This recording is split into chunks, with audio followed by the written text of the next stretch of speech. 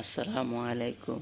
তাহাজ্জুদ এরকম একটি নামাজ যে কোনো মুয়াজ্জিন ডাকে না, স্বয়ং আল্লাহ রাব্বুল আলামিন চৌথা আসমানে আসে ডাকেন যে তোমরা সবাই তাহাজ্জুদ পড়ো এবং আমার কাছে কি অভাব অনাটন আছে, কি অভিযোগ আছে আমার কাছে চাও, আমি দিব।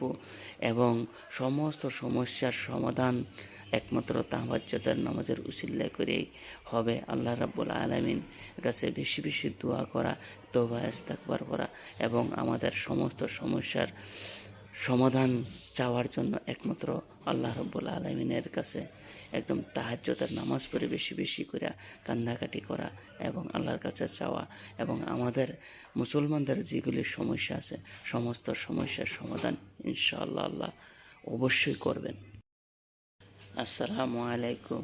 তাহাজ্জুদ এরকম একটি নামাজ যে কোনো মুয়াজ্জিন ডাকে না, স্বয়ং আল্লাহ রাব্বুল আলামিন চৌথা আসমানে আসে ডাকেন যে তোমরা সবাই তাহাজ্জুদ পড়ো এবং আমার কাছে কি অভাব অনাটন আছে, কি অভিযোগ আছে আমার কাছে চাও, আমি দিব।